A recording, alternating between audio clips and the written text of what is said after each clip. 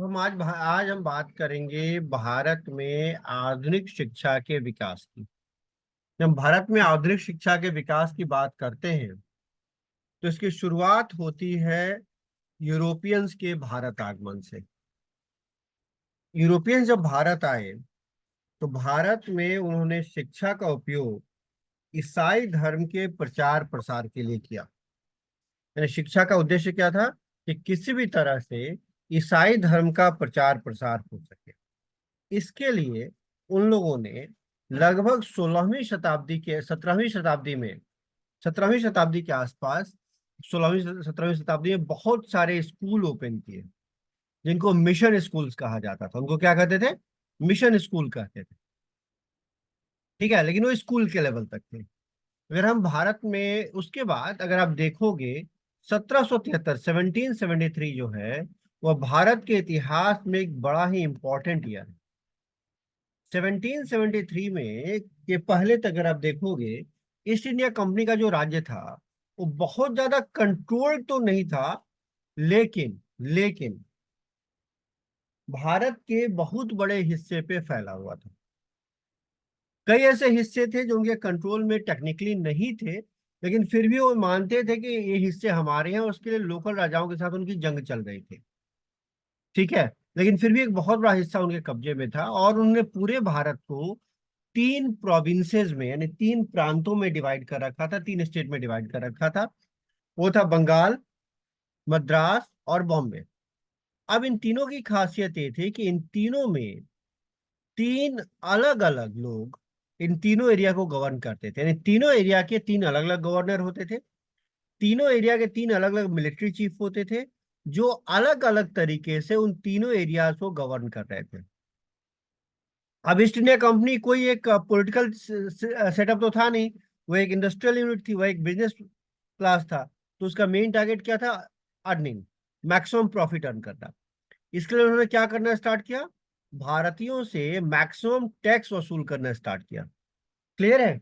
जब उन्होंने भारतीयों से मैक्सिमम टैक्स वसूल करना स्टार्ट किया तो भारत के लोगों में इस चीज को लेके विरोध शुरू हुआ। इस विरोध का परिणाम ये रहा कि बहुत सारी जगहों पे अंग्रेजों और भारतीयों के बीच में झड़प होने लगी। अब जब ये खबर इंग्लैंड में पहुंची तो इंग्लैंड के पार्लियामेंट ने और इंग्लैंड की रानी और राजा ने ईस्ट इंडिया कंपनी की एक्टिविटीज को कंट्रोल करने की कोशिश की। तो उन्होंने कहा कि इसके लिए हमें भारत में एक सेंट्रल अथॉरिटी की जरूरत है। और उसके लिए 1773 में एक एक्ट पास किया गया जिसे रेगुलेटिंग एक्ट कहते हैं। ईस्ट इंडिया कंपनी की एक्टिविटीज को रेगुलेट करने के लिए एक्ट पास हुआ। इसमें तय हुआ कि भारत में गवर्नर जनरल होगा। क्या होगा? एक गवर्नर जनरल होगा। और जो बंगाल का गवर्नर होगा वही भारत का गवर्नर जनरल होगा। बंगाल के गवर्नर को यह डुअल रेस्पॉन्सिबिलिटी मिली कि वही व्यक्ति, जो व्यक्ति बंगाल का गवर्नर होगा, वही व्यक्ति भारत का गवर्नर जनरल भी होगा। और इस तरह से वारेन हेस्टिंग्स, और इस तरह से हम देखते हैं कि वारेन हेस्टिंग्स भारत का पहला गवर्नर जनरल बनता है। इसके बाद समय थोड़ा सा आगे बढ़ता है और 1813 में भारत में पहली बार एजुकेशन बजट की चर्चा होती है। यानी ध्यान रखना, यूनियन बजट यानी पूरे देश भर के बजट और रेल बजट के पहले भारत में एजुकेशन बजट आ जाता है। एजुकेशन बजट जो रखा जाता है वो रखा जाता है 1 लाख रुपीज का। कितने का रखते हैं? 1 लाख रुपीज का एजुकेशन बजट रहता है। और इस बजट का जो इस्तेमाल किया जाता है वो भारत में जो मिशन स्कूल्स हैं उनको फंड करने के लिए किया जाता है। इसी बीच में भारत का पहला modern college Kottayam mission college, Christian mission CMS college Kottayam, वर्तमान केरल में स्टैब्लिश किया था। कहाँ स्टैब्लिश करते हैं? सीएमएस कॉलेज कोट्टायम स्टैब्लिश होता है वर्तमान केरल में। केरल में एक जगह है कोट्टायम, वहां पे भारत का पहला कॉलेज स्टैब्लिश होता है। इसी के साथ साथ अगर आप देखोगे तो भारत के अलग अलग हिस्सों में और भी बहुत से एजुकेशनल इंस्टीट्यूशन स्टैब्लिश होते हैं। ठीक है।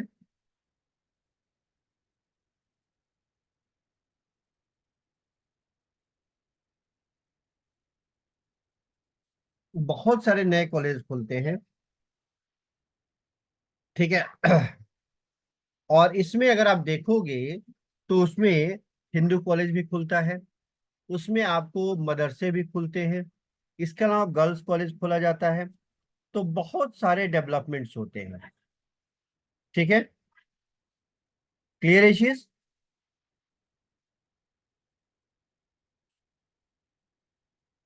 क्लियर है सबको?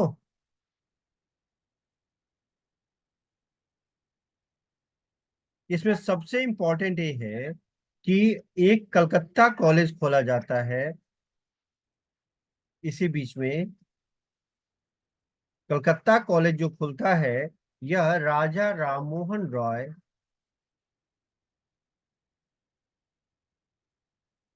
के प्रयासों से यह कॉलेज खुलता है।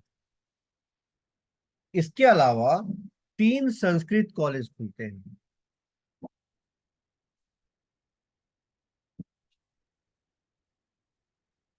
क्या खुलते हैं? तीन संस्कृत कॉलेज खुलते हैं। ठीक है। इसके बाद अगर हम थोड़ा सा और आगे बढ़ें तो और भी बहुत सारी चीजें डेवलप होती है इसी बीच में। भारत का पहला गर्ल्स कॉलेज जो है, गर्ल्स स्कूल जो है, वो कलकत्ता में खोला जाता है, जिसे बेथुन कॉलेजिएट स्कूल के नाम से आज के दिन हम जानते हैं। बेथुन कॉलेज के नाम से आज के दिन हम जानते हैं। और यह जो है, यह ज्योतिबा फुले यानी सावित्रीबाई फुले के महिला स्कूल से पहले, गर्ल्स स्कूल से पहले स्कूल खुला था, आज के डेट में एक कॉलेज के रूप में स्टैब्लिश है। इसी के साथ साथ अगर आप देखोगे कि इसके ठीक बाद 1835 में लॉर्ड मैकॉले एक एजुकेशन पॉलिसी देते हैं, इसे हम लॉर्ड मैकॉले मिनट्स कहते हैं। ठीक है। क्लियर ये चीज? तो लॉर्ड मैकॉले मिनट्स का मेन टारगेट ये था to produce Indians, to produce Indians who can think like British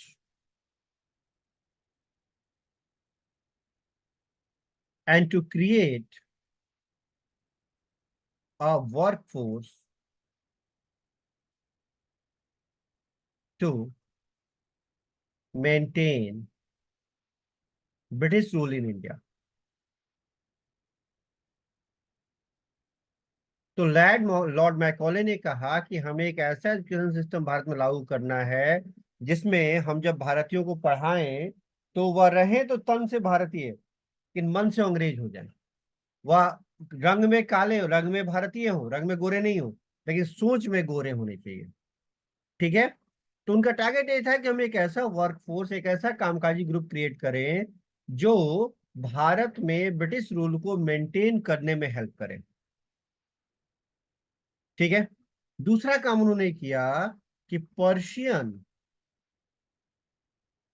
was replaced by English in courts. तो सरकारी कामकाज में और न्यायालय में पर्शियन को, फारसी भाषा को अंग्रेजी से रिप्लेस किया गया। ठीक है। Clear issues?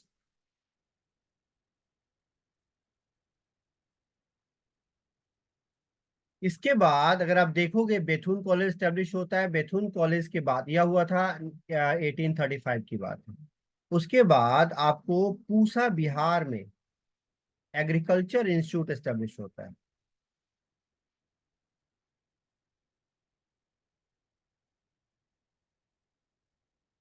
ठीक है। पूसा में कहाँ? बिहार में। ठीक है। इसके अलावा एक और बहुत मेजर डेवलपमेंट होता है जब हमारे पास रुड़की इंजीनियरिंग कॉलेज स्टैब्लिश होता है।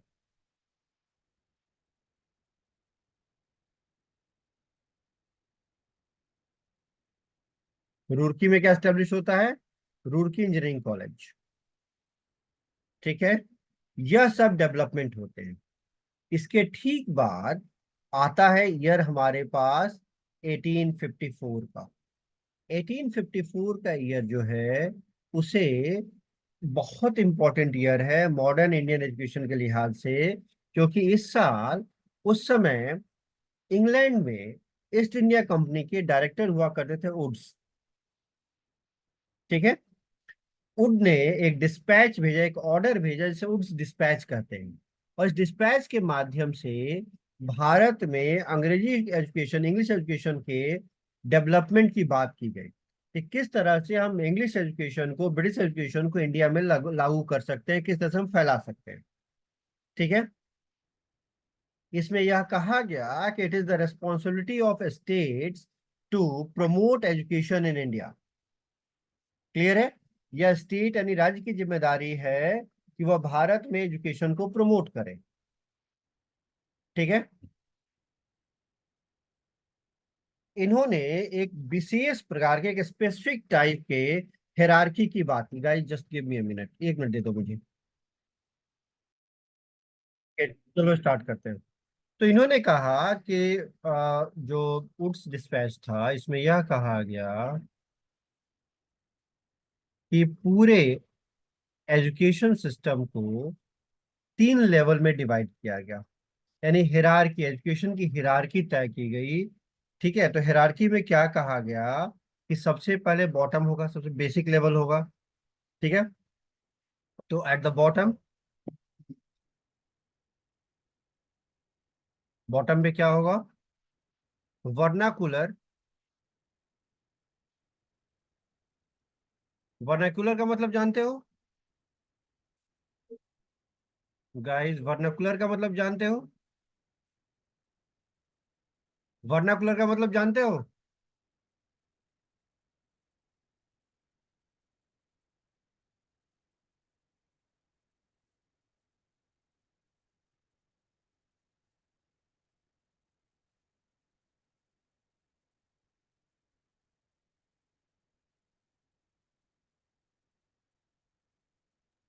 सर आपने क्या लिखा है यहाँ पर? क्या कह रहे हो? आवाज एट जा द रही? बॉटम क्या डैश। क्या कह रहे हो बच्चे? दोबारा बोलो। सर ये ऊपर क्या लिखा हुआ है? At the bottom dash. बता रहा हूँ। एट द बॉटम, बिल्कुल। सबसे नीचे के स्तर पर, जैसे ग्रामीण स्तर गांव हो गए ना, बॉटम का मतलब क्या होता है? सबसे नीचे, बेस। ठीक है। जी सर। तो सबसे नीचे के स्तर पे वर्नाकुलर, जी VERNACULR, वर्नाकुलर प्राइमरी स्कूल। तो प्राइमरी स्कूल आज भी होते हैं, प्राथमिक विद्यालय होते हैं ना, प्राइमरी स्कूल होते हैं जी गांव सर। में। गांव में प्राइमरी स्कूल होता है ना? बताओ। जी सर, तो फिफ्थ तक वही, जो होता है। उसी प्राइमरी स्कूल की बात, लेकिन वर्नाकुलर का मतलब क्या है? जिसमें देसी भाषा में पढ़ाई होती हो। वर्नाकुलर का मतलब होता है देसी भाषा। Okay sir. वर्नाकुलर का मतलब क्या होता है? देसी भाषा में पढ़ाई होगी।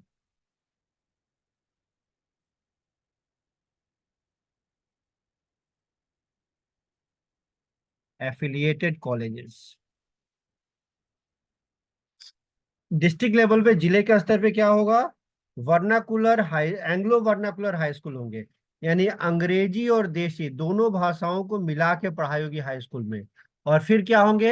एफिलिएटेड कॉलेज होंगे, यानी ऐसे कॉलेज होंगे जो किसी न किसी यूनिवर्सिटी के साथ अटैच होंगे, या रिकॉग्नाइज, एफिलिएटेड का मतलब यहाँ रिकॉग्नाइज हो गया। रिकॉग्नाइज कॉलेज होंगे, यानी गवर्नमेंट अप्रूव्ड कॉलेज होंगे। Clear issues? श्योर है? श्योर है? सर सर एक मिनट रिपीट कर this last one, at the district Anglo vernacular high school and affiliated vernacular, college. Vernacular, vernacular, vernacular जी सर। वर्नाकुलर। तो इसको फिर से एक्सप्लेन वर्नाकुलर कर का नीचे मतलब वाला। होता है देशी भाषा।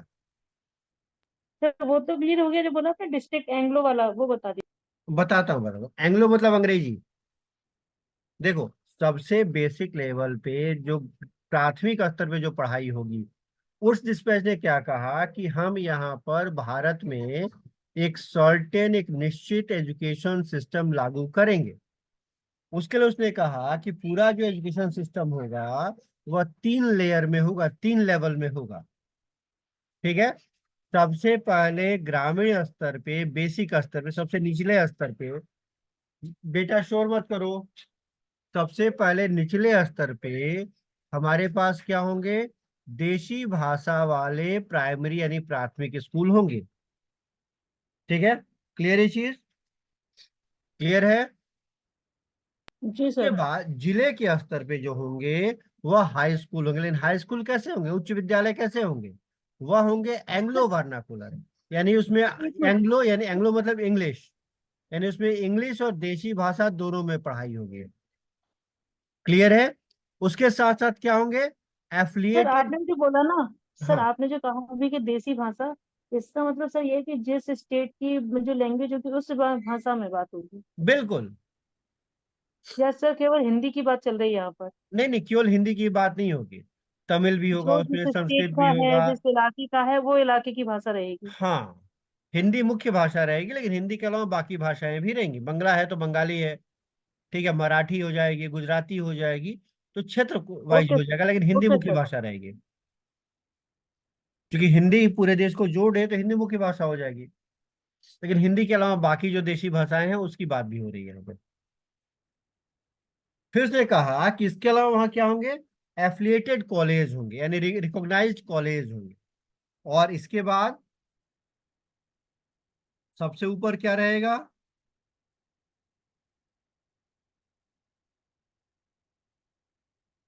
Universities at Calcutta, Bombay and Madras. कहाँ कहाँ यूनिवर्सिटी बनाए जाएंगे, कहाँ कहाँ यूनिवर्सिटी बनाए जाएंगे, कलकत्ता में, बॉम्बे में और मद्रास में 3 विश्वविद्यालय बनाए जाएंगे। क्लियर है चीज। एक और इम्पोर्टेंट है, सबसे इम्पोर्टेंट पार्ट पार्ट ये है कि स्कूल लेवल पे जो मीडियम ऑफ इंस्ट्रक्शन होगा, शिक्षा का जो माध्यम होगा, वह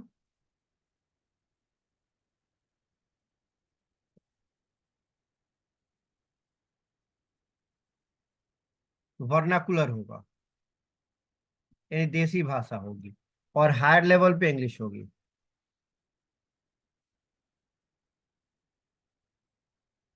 यानी जो बच्चा कॉलेज में गया, जो बच्चा यूनिवर्सिटी में गया, उसकी पढ़ाई किस में होगी, इंग्लिश में होगी।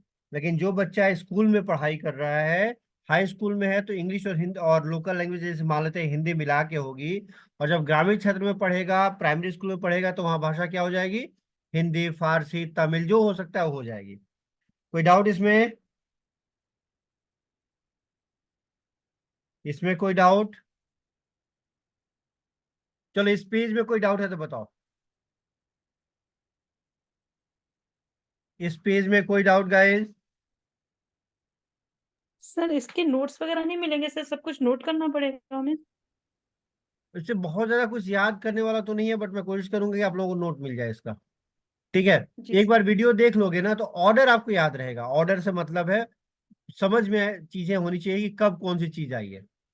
ठीक है, एक ईयर वाइज मैं आपको छोटा सा नोट्स भी भेज दूंगा, कोई दिक्कत नहीं है। सर ठीक है, मैंने आपको एक क्वेश्चन भेजा था सर, मैथ्स का। तो क्वेश्चन का आंसर तो मैंने भेज दिया था। सर वो मेरे को क्लियर नहीं हुआ सर, तो आप क्लास के लास्ट में एक्सप्लेन कर देना सर थोड़ा सा। ठीक है, चलो मैं बता दूंगा। जी सर। अब देखो, अगर हम इससे थोड़ा सा आगे बढ़ते हैं, तो उसके बाद जो सबसे इंपॉर्टेंट काम हुआ कि 25 जनवरी 1857 को कलकत्ता में यूनिवर्सिटी एस्टेब्लिश की गई। ध्यान रखना, भारत की पहली आधुनिक यूनिवर्सिटी जो है उसे कलकत्ता यूनिवर्सिटी को माना जाता है। वैसे उसके पहले भारत में एक और यूनिवर्सिटी एस्टेब्लिश हो चुकी थी जिसमें केवल बाइबल की पढ़ाई होती है। वह यूनिवर्सिटी कहाँ एस्टेब्लिश हुई थी, वह यूनिवर्सिटी एस्टेब्लिश हुई थी आपको बंगाल में, वो भी एस्टेब्लिश हुई थी। ठीक है, लेकिन उसके बाद आधुनिकतम यूनिवर्सिटी में जो सबसे पहली यूनिवर्सिटी एस्टेब्लिश की है वो कलकत्ता यूनिवर्सिटी 25 जनवरी को, और 26 जनवरी को बॉम्बे और मद्रास में 2 और यूनिवर्सिटी एस्टेब्लिश की गई। ये कब होता है, 1857 में, ध्यान में रखिए कब होता है, ये होता है हमारे पास 1857 में। इसके बाद 1857 के बारे में आप जानते हैं, 1857 में अंग्रेजों के खिलाफ में विद्रोह शुरू हुई है, आपको ईस्ट इंडिया कंपनी के खिलाफ में विद्रोह शुरू हो जाता है। और उस विद्रोह का असर ये रहा कि कुछ समय तक भारत में जो मॉडर्न एजुकेशन का डेवलपमेंट है वह रुक गया। इसके बाद इसके कुछ समय के बाद फिर से जब चीजें डेवलप होनी शुरू हुई, तो उसमें एक बहुत इंपॉर्टेंट आता है हंटर कमीशन। क्या आता है हमारे पास? हंटर कमीशन की बात आती है। हंटर कमीशन आता है हमारे पास 1882-83 में। कब आता है? 1882-83 में आता है। ठीक है। यह कब आता है हमारे पास? 1882-83 में आता है।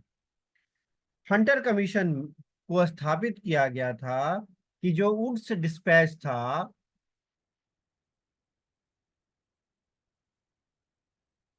इसके अचीवमेंट को जानने के लिए, इसकी अचीवमेंट कितनी रही है यह जानने समझने के लिए हंटर कमीशन को एस्टेब्लिश किया गया था। हंटर कमीशन ने ये कहा कि भारत में एजुकेशन को बढ़ावा देने के लिए राज्यों का role, states role is very important.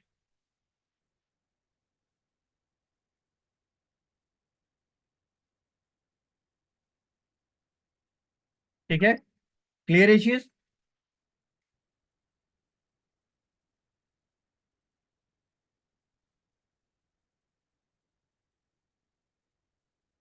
इसमें कोई डाउट?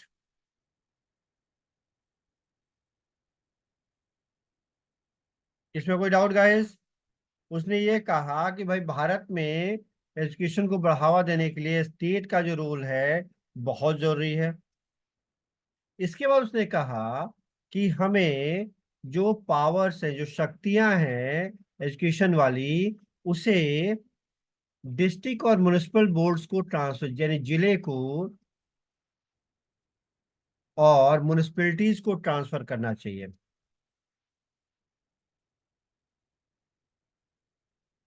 किसको देनी चाहिए? एजुकेशन के विस्तार के लिए हमें जिलों को और जो म्युनिसिपैलिटीज हैं, ठीक है, उनको पावर देनी चाहिए। इसके बाद से इन्होंने कहा कि एजुकेशन को दो पार्ट में डिवाइड होना चाहिए। कितने पार्ट में डिवाइड होना चाहिए? दो पार्ट में। ठीक है। एजुकेशन को कितने पार्ट में डिवाइड होना चाहिए? दो पार्ट में। एक जनरल एजुकेशन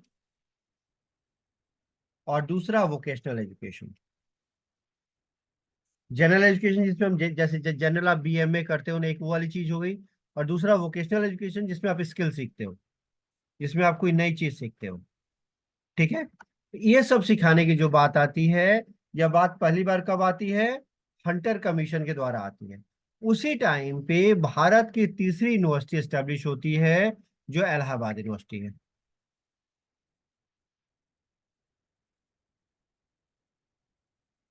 उसी टाइम पे भारत की तीसरी यूनिवर्सिटी एस्टेब्लिश होती है। कौन सी यूनिवर्सिटी एस्टेब्लिश होती है? इलाहाबाद यूनिवर्सिटी एस्टेब्लिश होती है। इसके बाद धीरे धीरे, धीरे धीरे पूरे देश में नई नई यूनिवर्सिटी एस्टेब्लिश होने शुरू हुई। ठीक है। कोई डाउट इसमें? इसमें कोई डाउट नहीं है ना? इसके ठीक बाद अगर हम देखते हैं तो 1917 में, नहीं थोड़ा सा और पहले चलते हैं। उसके बाद अगर हम थोड़ा सा और आगे बढ़ें तो एक बहुत इंपॉर्टेंट कमीशन आता है, जिसे हम कलकत्ता यूनिवर्सिटी कमीशन कहते हैं। कहाँ गया? एक मिनट गाइस।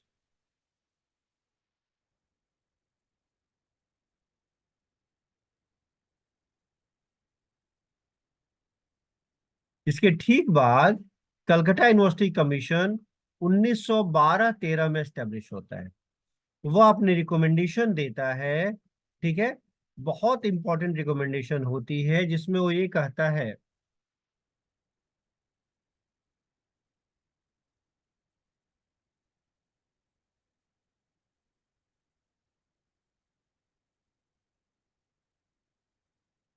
यह जो आता है 1912 के आसपास का टाइम होता है इसके आने का। और इस कमीशन की रिपोर्ट ये कहती है कि हमें एक एडवाइजरी बॉडी की जरूरत है,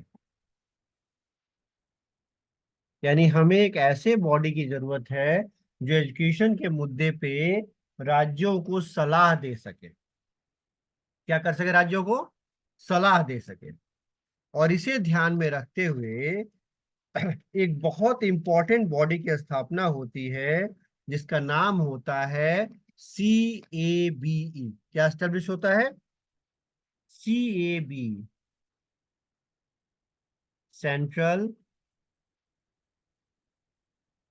एडवाइजरी बोर्ड ऑन एजुकेशन। यह स्टैब्लिश होता है 1917-18 के आसपास। ठीक है। और इसमें 3 मेंबर होते हैं। ठीक है। अगले 3 साल तक ये बहुत अच्छी तरह से काम करता है।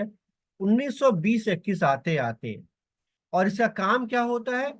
शिक्षा के, एजुकेशन के हर फील्ड में गवर्नमेंट को सलाह देना। चाहे हायर एजुकेशन हो, प्राइमरी एजुकेशन हो, वुमेन्स एजुकेशन हो, कुछ भी हो, एजुकेशन से रिलेटेड कोई भी फील्ड अगर है, उसमें गवर्नमेंट को सलाह देने का काम कौन कर रहा है? CABE कर रहा है।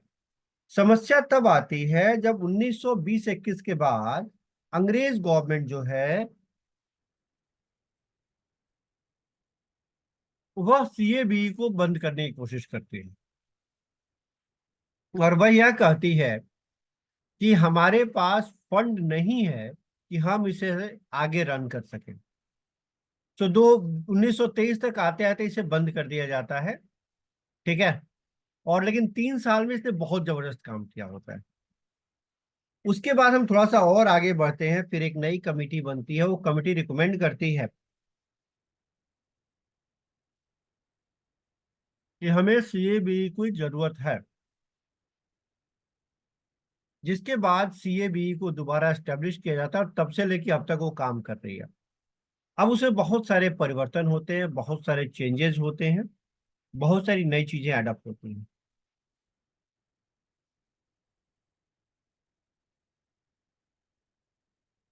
समय के साथ साथ नए नए बोर्ड बनते चले जाते हैं, और CABE की जो पावर्स है, उन पावर्स में धीरे धीरे कटौती होती जाती है।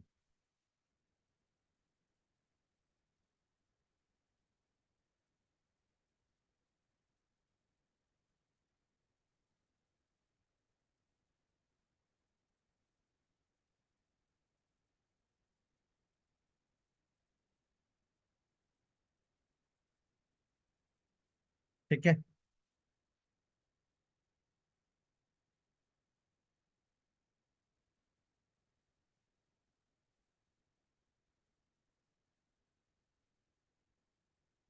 क्लियर चीज। अभी इसके बाद ये और भी बहुत सारे चेंजेस होते हैं, बहुत सारे नए नए बदलाव होते रहते हैं, और हमारा मेन फोकस जो रहेगा हायर एजुकेशन को लेके रहेगा। ठीक है। तो चलिए उसके ऊपर थोड़ा फोकस कर लेते हैं। इसी बीच में एक बहुत इंपॉर्टेंट घटना होती है। 1917 में पटना यूनिवर्सिटी एस्टेब्लिश होती है। 1922 में दिल्ली यूनिवर्सिटी एस्टेब्लिश होती है। इसी बीच में अगर आप देखोगे तो BHU और AMU,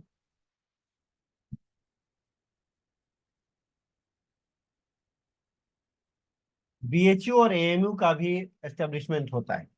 इसी बीच में किसका एस्टेब्लिशमेंट होता है? BHU और AMU का भी एस्टेब्लिशमेंट होता है।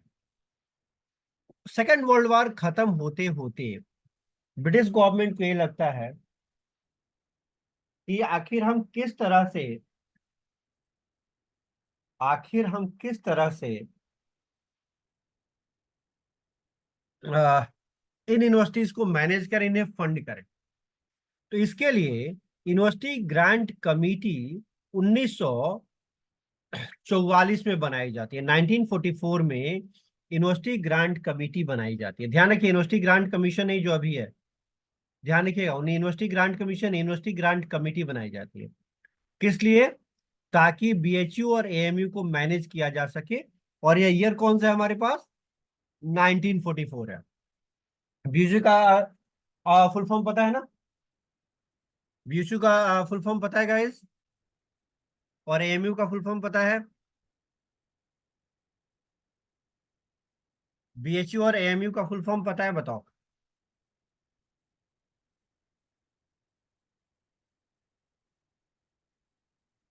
BHU और AMU का फुल फॉर्म पता है? बनारस हिंदू यूनिवर्सिटी, यानी बनारस हिंदू विश्वविद्यालय से मदन मोहन मालवीय जी ने स्टैब्लिश किया था, उसमें देश भर के लोगों का सहयोग था। दूसरा अलीगढ़ मुस्लिम यूनिवर्सिटी। ठीक है, तो इन दोनों के मैनेजमेंट के लिए, इन दोनों को मैनेज करने के लिए यूनिवर्सिटी ग्रांट कमेटी बनाई गई अंग्रेजों के द्वारा 1944 में। ठीक है, वही यूनिवर्सिटी ग्रांट कमेटी जो है उसी का modified version university grant commission है जो हम आज देख रहे हैं। 1945 में जो बाकी यूनिवर्सिटीज हैं उनको भी मैनेज करने की जिम्मेदारी जो है यूनिवर्सिटी ग्रांट कमेटी को दे दी गई। आजादी के बाद 1956-57 में इसी यूनिवर्सिटी ग्रांट कमीशन की जगह पे एक नया कानून पास किया गया जिसे यूनिवर्सिटी ग्रांट कमीशन एक्ट कहते हैं। और यूनिवर्सिटी ग्रांट कमेटी को यूनिवर्सिटी ग्रांट कमीशन में बदल दिया गया। और भारत में हायर एजुकेशन की पूरी जिम्मेदारी किसे दे दी गई? यूनिवर्सिटी ग्रांट कमीशन को दे दी गई।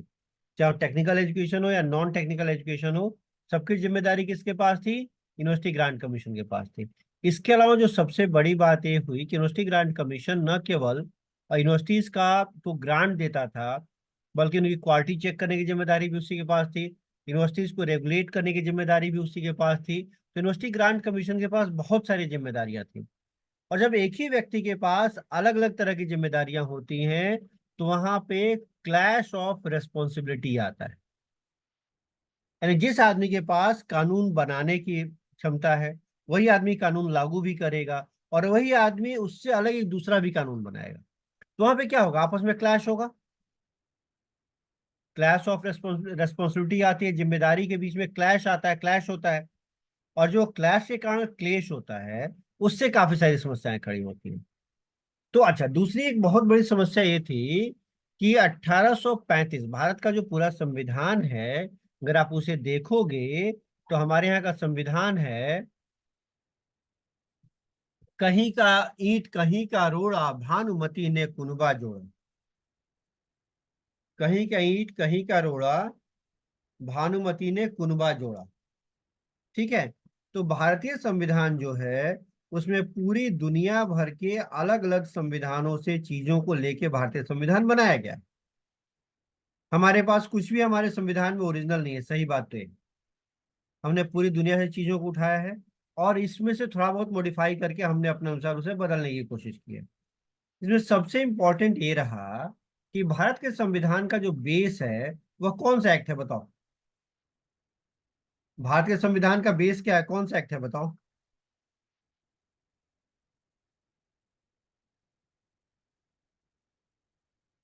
भारत के संविधान का बेस कौन सा एक्ट है बताओ?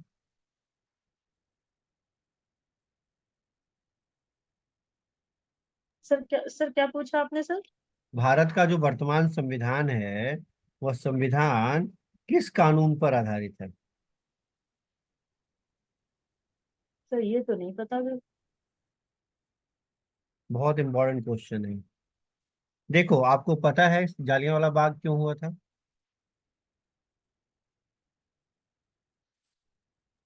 जालियांवाला बाग हत्याकांड क्यों हुआ था? नहीं पता सर, हत्याकांड हुआ था इतनी जानकारी है बस। ठीक है, एक्चुअली 1919 में अंग्रेजों ने भारतीयों, 1917 से 18 के आसपास अंग्रेजों ने हम भारतीयों को कुछ चीजें प्रॉमिस की थी। उसके बाद 1919 में उन्होंने एक कानून बनाया जिसे गवर्नमेंट ऑफ इंडिया एक्ट 1919 कहते हैं। क्या कहते हैं उसे? उसे कहते हैं government of India act 1919। Sir क्या सर रिपीट कीजिएगा सर। लिख रहा हूँ, गवर्नमेंट ऑफ इंडिया एक्ट 1919 उस कानून को कहते हैं। और उस कानून की खासियत यह थी, वो जो पूरा पूरा जो कानून था उसमें उन्होंने जो भी प्रॉमिस किया था, अपने उस प्रॉमिस पे अंग्रेज खरे नहीं उतरे थे। उन्होंने प्रॉमिस कुछ और किया था और कानून में उन्होंने कुछ और बना दिया। अब इस स्थिति में क्या हुआ कि भारत भर में उसका विरोध शुरू हुआ। उसी विरोध के दौरान जालियांवाला बाग हत्याकांड हुआ था।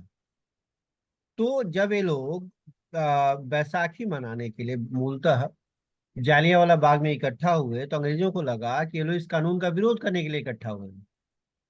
और उसी पे अंग्रेजों ने उस पूरे समूह के ऊपर गोली चला दी। और जब गोली चली तो काफी लोग, हजारों लोग मारे गए थे। सो 1919 से कानून के उस विरोध के बाद अंग्रेजों ने दोबारा एक नया कानून बनाया, 1935 का कानून। कब का कानून? गवर्नमेंट ऑफ इंडिया एक्ट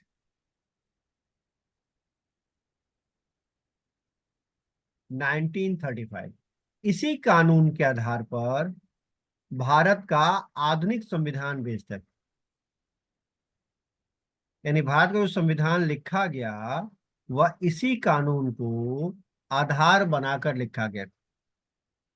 इसी कारण से आप देखोगे इसमें बहुत ऐसे प्रोविजंस हैं जो इंडियंस के लिए है ही नहीं, जो इंडियंस के लिए है ही नहीं, एक इंपॉर्टेंट पार्ट हो जाता है। क्योंकि वह भारत में ब्रिटिश राज को बनाए रखने के लिए बनाया गया था, ब्रिटिश राज को खत्म करने के लिए नहीं बनाया गया था। ठीक है। तो इस एक्ट में क्या किया गया कि इस एक्ट में जितने भी सब्जेक्ट मैटर हैं, जितने भी विषय हैं, उनको 3 पार्ट में डिवाइड किया गया। पहला होगा यूनियन लिस्ट, यानी जिसकी जिम्मेदारी किसके पास थी?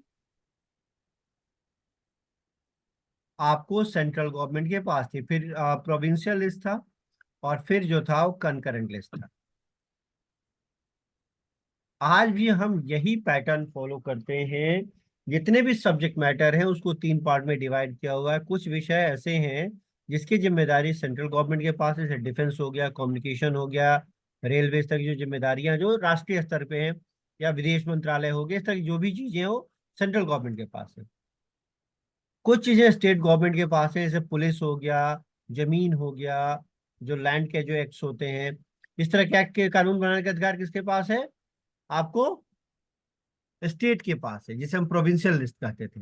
और तीसरा क्या हो गया? Concurrent list. कंकरेंट लिस्ट में वो सब चीजें आती हैं जिन पे कानून बनाने का अधिकार स्टेट और सेंटर दोनों को दिया गया, और जो स्टेट की जिम्मेदारी थी, स्टेट और सेंटर दोनों को जिम्मेदारी दी गई। और उसमें सबसे इंपॉर्टेंट ये रहा कि वहां पर अगर सेंटर और स्टेट दोनों के कानून है तो सेंटर का कानून हमेशा स्टेट के कानून के ऊपर पड़ेगा। तो 1935 के एक्ट में एजुकेशन को किस लिस्ट में रखा गया? प्रोविंशियल लिस्ट में रखा गया। इस कारण से क्या हुआ कि आजादी के बाद भी एजुकेशन जो विषय है, शिक्षा जो विषय है, वह प्रोविंशियल लिस्ट का पार्ट रहा, वह सेंट्रल लिस्ट का पार्ट नहीं हुआ। और जब वो सेंट्रल लिस्ट का पार्ट ही नहीं हुआ तो फिर क्या होगा? सेंटर को उस पर कुछ करने का अधिकार ही नहीं था। तो सेंटर क्या कर सकता था? वह यूजीसी के माध्यम से, यूजीसी के माध्यम से वो क्या कर रहा था? सेंटर जो है वह यूजीसी के माध्यम से वह स्टेट को फंड कर रहा था, लेकिन एजुकेशन की डेवलपमेंट की पूरी जिम्मेदारी किसके पास थी? स्टेट के पास थी। इसमें एक बहुत बड़ा बदलाव तब आया जब इमरजेंसी के दौरान 1976 में जो 42nd अमेंडमेंट होता है, इसमें एक बहुत बड़ा बदलाव ये हुआ कि एजुकेशन को कंकरेंट लिस्ट में डाल दिया गया। अब इसके बाद क्या हुआ कि वास्तव में एजुकेशन कंकरेंट लिस्ट में आने के बाद हुआ क्या कि जो केंद्र सरकार के कानून थे, उनके जो नियम थे, वो भी राज्यों को मानने पड़े। जब राज्यों को नियम कानून मानने पड़े तो ऑब्वियस है कि भारत में एजुकेशन का विकास कहीं ज्यादा तेजी से हुआ। तो इमरजेंसी के दौरान जो एक अच्छा काम हुआ यह रहा कि एजुकेशन को किस में डाल दिया गया? कंकरेंट लिस्ट में डाल दिया गया। ठीक है। उसके बाद भारत में एजुकेशन का डेवलपमेंट ज्यादा बेहतर ढंग से हुआ है। कोई डाउट इसमें? इसमें कोई डाउट? इसी बीच में एक बहुत बड़ी चीज आई। 1968 में भारत की न्यू एजुकेशन पॉलिसी आई, जिसमें भारत में एजुकेशन का विकास कैसे हो इसकी बात की गई।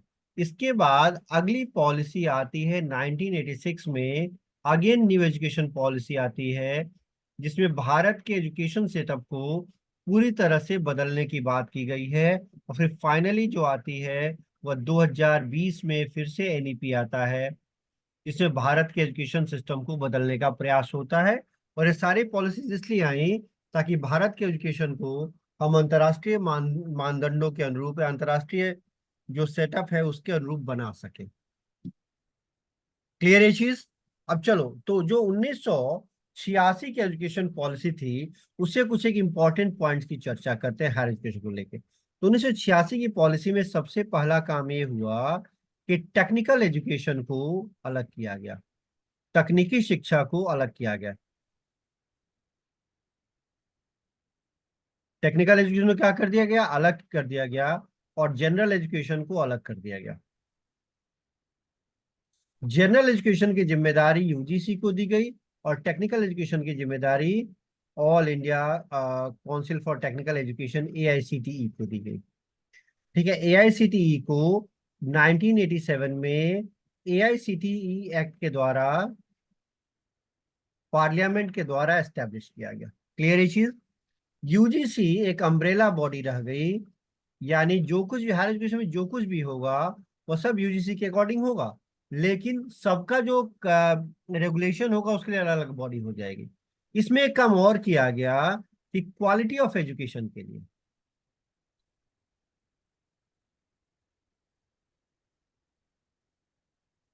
को चेक करने के लिए दो बॉडीज प्रपोज की गई। एक प्रपोज किया गया नैक और दूसरा प्रपोज किया गया एनबीए।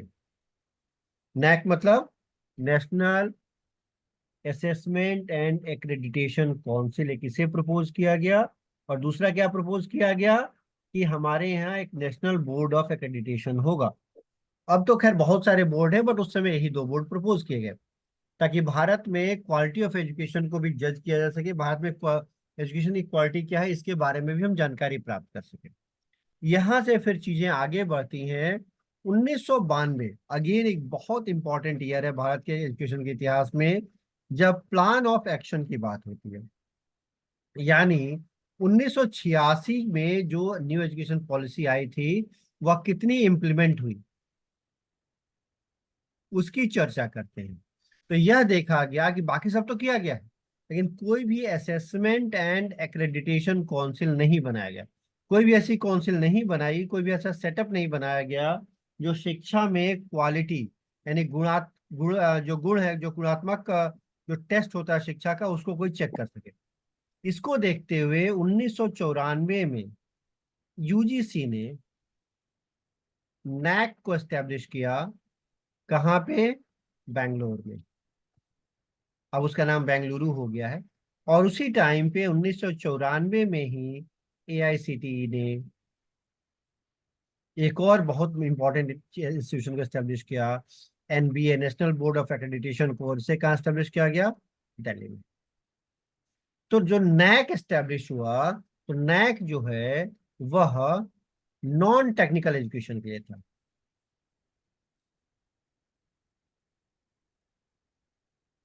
तो इसका जो अप्रोच रहा, यह रहा दो तरह का अप्रोच रहा। पहला रहा इंस्टीट्यूशनल अप्रोच, यानी यह पूरे पूरे इंस्टीट्यूशन को एक्रेडिट करता है, उसकी क्वालिटी को जज करता है।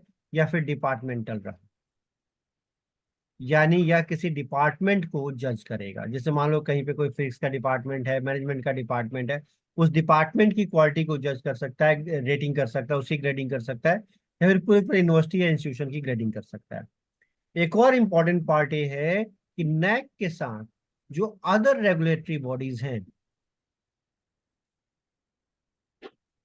वह भी समझौता कर सकती हैं, एमओयू साइन कर सकती हैं, जिसके बाद उनके द्वारा जो रेगुलेटेड इंस्टीट्यूशंस हैं, उनके द्वारा जो रेगुलेट किए गए इंस्टीट्यूशंस हैं, उनका एक्रेडिटेशन भी, यानी उनकी ग्रेडिंग भी कौन कर पाए? नैक कर पाएगा। जैसे एक एग्जांपल देता हूं, एनटीसी का नाम सुना है? एनसीटीई का नाम सुना है? National council for technical teachers education. यानी भारत में जो शिक्षकों की शिक्षा होती है, उस एजुकेशन को रेगुलेट करने वाली बॉडी का नाम क्या है? एनसीटीई है। तो एनसीटीई ने नैक के साथ एक समझौता किया कि जितने भी टीचर ट्रेनिंग कॉलेज हैं, टीचर ट्रेनिंग स्कूल हैं, उनकी ग्रेडिंग कौन करेगा? नैक करेगा। तो भारत में जितने भी टीचर ट्रेनिंग के कॉलेज हैं, इंस्टीट्यूशन है, जहाँ बीएड एमएड इस तरह की पढ़ाई होती है, उन सबकी ग्रेडिंग कौन करता है? नैक करता है। ऐसे ही जो बार काउंसिल ऑफ इंडिया है, जो लॉ एजुकेशन को गवर्न करती है, लॉ एजुकेशन को यानी कानूनी की शिक्षा को रेगुलेट करती है, उसका नियंत्रण करती है, वो भी जल्दी ही इसके साथ एक एमओयू साइन करने वाली है, जिसके बाद भारत के सभी लॉ एजुकेशन सेंटर को भी रेगुलेट करने की जिम्मेदारी किसकी हो जाएगी? किसकी होगी बताइए? उसकी जिम्मेदारी भी हो जाएगी हमारे पास किस इंस्टीट्यूशन की? बताइए किसकी हो जाएगी? बोलो। वह भी हो जाएगी हमारे पास नैक के पास। क्लियर है चीज गाइस? कोई डाउट इसमें? गाइस कोई डाउट इसमें बताओ।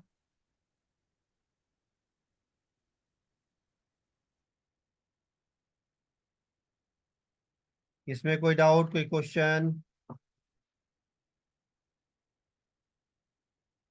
नहीं है ना? आगे चलें? आगे चले गाइस? Okay sir. ठीक है। समझ में आ रही है बात? जी सर। ठीक है। इससे अगर हम दोबारा थोड़ा सा, सुनेंगे तो अच्छे से याद हो जाएगा। क्या कर रहे हो? दोबारा सुनेंगे तो याद हो जाएगा सर। बिल्कुल याद हो जाएगा। ठीक है, तो इससे अगर आप थोड़ा सा, अगर हम और आगे बढ़ते हैं तो अगर हम एनबीए की बात करें, तो एनबीए का एस्टेब्लिशमेंट किसने किया? एआईसीटीई ने किया। तो एआईसीटीई क्या रेगुलेट करता है? टेक्निकल, तकनीकी शिक्षा को, टेक्निकल एजुकेशन को।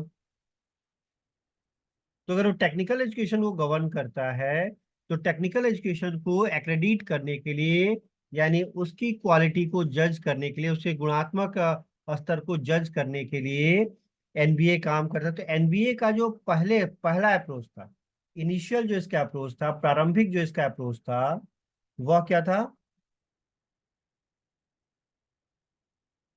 वह था कोर्स ग्रेडिंग। यानी वह कोर्स की ग्रेडिंग करता था, वह डिपार्टमेंट की ग्रेडिंग या इंस्टीट्यूशन की ग्रेडिंग नहीं करता था। जैसे मान लो एमबीए कोर्स है तो एमबीए की ग्रेडिंग करेगा। टेक्निकल कोर्स अगर कोई एमबीए है तो एमबीए की ग्रेडिंग करेगा। अगर कोई बीटेक बीई कर रहा है तो बीटेक बीई की ग्रेडिंग करेगा। उसमें किसी एक डिपार्टमेंट में मान लो कोई बीटेक बीई कंप्यूटर साइंस कर रहा है, तो वह B Tech BE in computer science की ग्रेडिंग करेगा। पूरे कंप्यूटर साइंस डिपार्टमेंट की ग्रेडिंग नहीं करेगा, पूरे यूनिवर्सिटी की ग्रेडिंग नहीं करेगा, और केवल उतनी ही ग्रेडिंग करेगा। आज के डेट में जो एनबीए है वो काफी हद तक बदल चुका है। और ये आज के डेट में दुनिया की जो कुछ एक सबसे बड़ी तकनीकी शिक्षा की ग्रेडिंग करने वाली एजेंसीज में से इसका भी नाम आता है। और ये पूरी दुनिया भर के इंस्टीट्यूशन को ग्रेड करता है। सर इनका कोई सीक्वेंस भी रहेगा क्या सर? क्या कह रहे हो? जैसे इनका कोई सीक्वेंस भी रहेगा क्या सर, कि नंबर वन पर ये सबसे पहले नहीं नहीं, करता है या एनबीए और ये? नैक दोनों एक साथ आए थे। दोनों के दोनों देखोगे 1994 में आए हैं, देखो। Okay sir. अब और तो यहाँ फिर पे ऑर्डर पे कोई क्वेश्चन तो नहीं आएगा ना सर? नहीं नहीं, अब यहाँ पे एक इंपॉर्टेंट पार्ट ये है कि नैक को किसने स्टैब्लिश किया है? यूजीसी ने। यूजीसी यूजीसी अम्ब्रेला ने। बॉडी है, यानी यूजीसी के अंदर में सब कुछ आता है। भले ही सब लोग अलग अलग काम कर रहे हैं, लेकिन जहां किसी को कंट्रोल करना होता है, किसी का कान उमेटना, कान उमेटना समझते हो क्या होता है? कान उमेटना जानते हो क्या होता है? बच्चों के कान उमेटे जाते हैं, क्यों उमेटे जाते हैं? गलतियों पे। तो अगर कोई गलती करता है, किसी को सुधारने की जिम्मेदारी है, तो किसके पास है? यूजीसी के पास है। एक एग्जाम्पल देता हूँ। एक बहुत बड़ा एक तो ब्लंडर सर हुआ। एनबीए की बॉडी सर किसकी है? ये भी यूजीसी की है? कौन सी? एनबीए। एनबीए को किसने स्थापित किया है? एआईसीटीई ने। यूजीसी ने नहीं किया, ध्यान रखो। एआईसीटीई ने एस्टेब्लिश किया है। तो लेकिन अल्टीमेट जो बॉडी है भारत में यूजीसी है। इनमें से किसी से कोई गलती हो जाएगी तो उस गलती को ठीक ठीक कौन कराएगा? यूजीसी कराएगा। ये बहुत मजेदार एग्जांपल देता हूँ। भारत में जो डिस्टेंस लर्निंग है, डिस्टेंस लर्निंग जानते हो क्या होता है?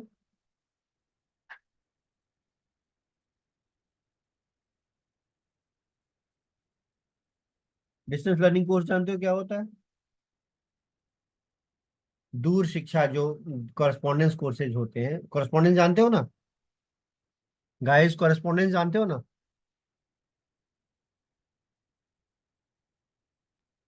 सर मतलब अस्थाई। नहीं, कॉरेस्पॉन्डेंस नहीं जानते हो? तो जानते तो एग्जैक्ट हिंदी वर्ड इग्नू नहीं आ रहा जानते हो? था। इग्नू, इग्नू कैसे पढ़ाता है? एक मिनट गाइस, जस्ट हमें एक मिनट दे दो इग्नू। मुझे। जी सर, एक इग्नू एक जैसे मिनट तो रुक जाओ, पढ़ाता है कि। 1 मिनट रुक जाओ, ये रखा तो बेटा,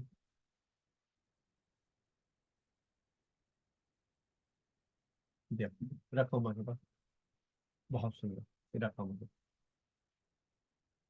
तो इग्नू जानते हो ना आप लोग? जी सर, ठीक है। किसी भी कोर्स में इग्नू सर जो इनरोल होना है, और एग्जाम दे देना ओनली, कोई भी एज हाँ, का व्यक्ति उसमें ले सकता है, एडमिशन कभी भी ले सकता है। नहीं कभी तो नहीं होता है, मतलब लेकिन हाँ, साल में नहीं, 2 बार मतलब एडमिशन टाइम होते हैं। एज का टाइम पीरियड नहीं है ना सर उसके अंदर।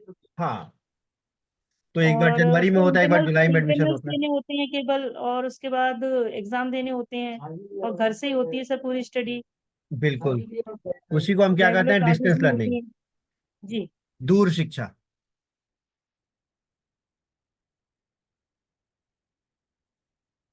दूरस्थ शिक्षा की बात आती है। अब यहाँ पे एक बहुत इंपॉर्टेंट चीज आता है हमारे पास।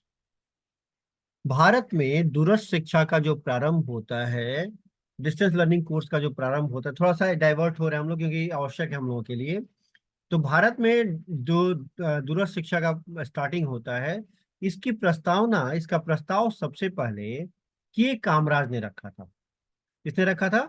कामराज जी ने रखा था। कामराज जो थे वो कांग्रेस के एक बहुत बड़े नेता हुआ करते थे दक्षिण भारत। तो उन्होंने एक प्रस्ताव रखा कि हमें अपने देश में, आजादी के ठीक बाद एक प्रस्ताव रखा गया कि हमें अपने देश में डिस्टेंस लर्निंग कोर्सेज स्टार्ट करने चाहिए। जिसके बाद दिल्ली यूनिवर्सिटी ने सबसे पहले डिस्टेंस लर्निंग कोर्स, यानी स्कूल ऑफ ओपन लर्निंग,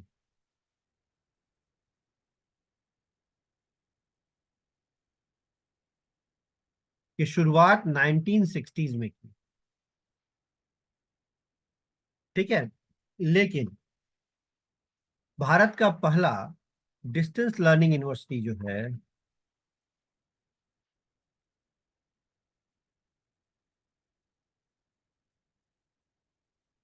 वह है हमारा बी आर अम्बेडकर यूनिवर्सिटी, या अम्बेडकर यूनिवर्सिटी, ध्यान नहीं आ रहा है, B R Ambedkar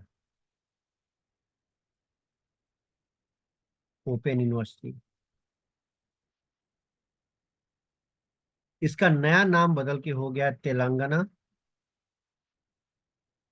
state open university.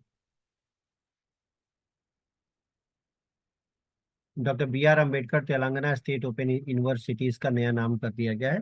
यह है जो 1970s में स्टेब्लिश हुई थी और 1982 के आसपास इसे रिकॉग्निशन मिला था। इसके बाद फिर बिहार में नालंदा विश्वविद्यालय खुला, उसके बाद से नालंदा ओपन यूनिवर्सिटी, उसके बाद से मध्य प्रदेश में खुला, और बाकी कई जगहों पे भी यूनिवर्सिटी ओपन हुई। ठीक है। इसी के बीच में, लेकिन उस समय तक जो डिस्टेंस लर्निंग एजुकेशन था उसे रेगुलेट करने वाली कोई बॉडी नहीं थी। सो जब 1986 में भारत में हमारे पास एनईपी आता है, न्यू एजुकेशन पॉलिसी आती है, इसमें एक और प्रपोजल आता है, एक central open learning university establish करने का। Central open learning university establish करने की बात आती है।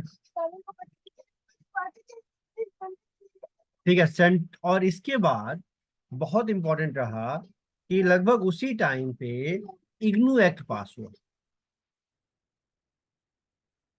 इग्नू एक्ट जो है पार्लियामेंट ने पास किया।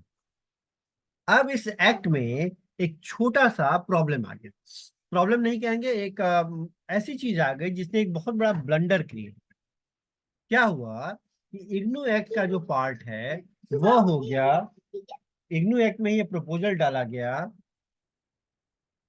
एक minute guys, just a minute. तो जब इग्नू एक्ट पास हुआ पार्लियामेंट के द्वारा, तो उसी एक्ट में एक प्रोविजन डाला गया, एक कि हमें एक डिस्टेंस एजुकेशन काउंसिल बनानी चाहिए।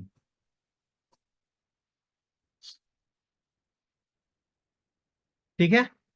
COUNCIL, एक डिस्टेंस एजुकेशन काउंसिल बनानी चाहिए। अब क्या हुआ? अब डिस्टेंस एजुकेशन काउंसिल जो है, उसका काम क्या है कि जो डिस्टेंस एजुकेशन है उसको रेगुलेट करना है, उसे कंट्रोल करना है। तो होना ये चाहिए था कि डिस्टेंस एजुकेशन को चूंकि रेगुलेट करने वाली बॉडी होती है, तो वैसी स्थिति में इग्नू इसका पार्ट होना चाहिए था, या इग्नू से सुपीरियर होना चाहिए था, लेकिन हो गई गलती। गलती क्या हुआ कि यह इग्नू एक्ट का पार्ट हो गया। तो वास्तव में प्रैक्टिकली क्या हुआ कि इग्नू इससे सुपीरियर हो गया, यानी उल्टा हो गया। बात समझ रहे हो क्या हो रहा है? कि डिस्टेंस एजुकेशन काउंसिल की यह जिम्मेदारी है कि वह पूरे भारत के डिस्टेंस एजुकेशन को रेगुलेट करे। अब इग्नू क्या है? एक डिस्टेंस एजुकेशन यूनिवर्सिटी है, Indira Gandhi national open university. तो पूरे देश भर की ओपन यूनिवर्सिटी को रेगुलेट करने की जिम्मेदारी डिस्टेंस एजुकेशन काउंसिल को है। लेकिन हो क्या गया? उल्टा हो गया। इसमें उल्टा क्या हुआ कि डिस्टेंस एजुकेशन काउंसिल की स्थापना के लिए, उसके एस्टेब्लिशमेंट के लिए प्रोविजन कहाँ डाला गया? इग्नू एक्ट में डाला गया। और जब इग्नू एक्ट में उसका प्रोविजन डाला गया, तब हुआ पंगा कि अब टेक्निकली, तकनीकी रूप से या संवैधानिक रूप से अगर कहा जाए तो डिस्टेंस एजुकेशन काउंसिल इग्नू का सब बॉडी हो गया, यानी इग्नू से छोटी बॉडी हो गई, इग्नू के नीचे की बॉडी हो गई। होना क्या चाहिए था? इग्नू डीईसी से छोटा होना चाहिए, लेकिन हो गया उल्टा इसका। इसके कारण से डिस्टेंस एजुकेशन काउंसिल के फंक्शनिंग में, उसके कार्यकलापों में बहुत दिक्कत हुई। तो फाइनली 11 12 13 की बात है, या 13 14 की बात है, डिस्टेंस एजुकेशन काउंसिल को भंग कर दिया गया।